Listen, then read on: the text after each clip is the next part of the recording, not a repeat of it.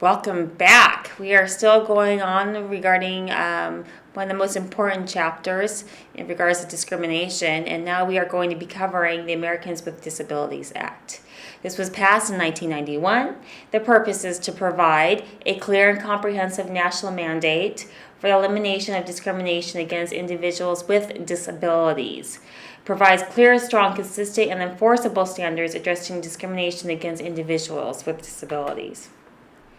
Prohibits places of accommodation from discrimination on the basis of disability. This applies to hotels, restaurants, places of entertainment, and service stations.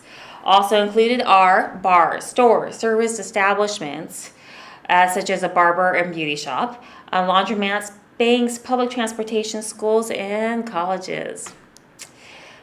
Defines discrimination as including a failure to make reasonable modifications in policies, practices, or procedures when such modifications are necessary to provide goods, services, or accommodations to disabled people.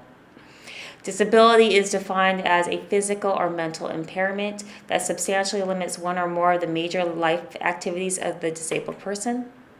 Major life activity, I'm sure you were thinking about that, is an activity of central importance to most people's daily lives and includes contact as walking, seeing, hearing, speaking, breathing, working, or caring for oneself. Does not apply to private clubs and is defined in the same manner as under the Civil Rights Act of 1964. Mandate is not permitted for disabled guests only.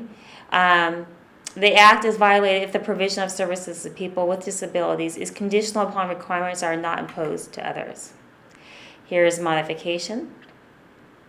Where the policies or practices of a place of public accommodation have the effect of discriminating against people with disabilities, the place of public accommodation must change its policies or practices unless the modification would fundamentally alter the nature of the goods or services provided.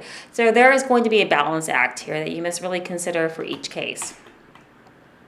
Structural modifications for existing buildings. Structural obstacles often preclude access by disabled persons to buildings open to the public.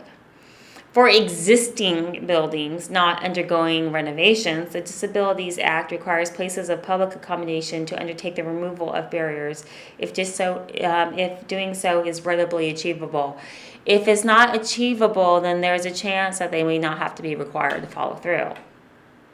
And that readily achievable, the definition, is easily accomplished without much difficulty or expense. Barrier removals, examples of barrier removals are lowering of telephones, adding raised letters and braille markings to elevator control buttons, adding grab bars in bathrooms, and rearranging tables in restaurants. This doesn't take a lot of time and it doesn't take a lot of money. So usually you're going to have to accommodate.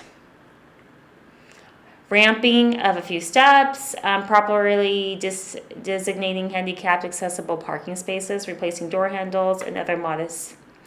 Where removal of a barrier is readily achievable, a failure to remove it constitutes illegal discrimination. So you need to go look around your facility and see, okay, what can I change and what can I not change, and make those changes immediately. Structural requirements during construction. This is our new facilities that are occurring all over, including our own beautiful campus. And new facilities and buildings undergoing renovation must be constructed in such a way that they can be approached, entered, and utilized easily and conveniently by people with disabilities. New hotel requirements is all doors and doorways must be designated to allow passage by a wheelchair. Bathrooms need to be sufficiently wide enough for people in wheelchairs. A percentage of each class of hotel rooms must be fully accessible, including grab bars in the bathroom and at the toilet. Audio loops in meeting areas, emergency flashing lights or alarms, braille or raised letter words, and handrails on stairs and ramps. Transportation and telecommunications with regards to Disability Act requires that businesses offering transportation attempt to make their facilities accessible to the disabled. Companies offering telephone service provide telecommunication devices for the deaf. 2 types of lawsuits that can be brought under this act is private action by individuals and by the Department of Justice. Age discrimination. Age discrimination is not protected. in places of public accommodation by the Act. Gender discrimination not outlawed by Civil Rights Act of 1964.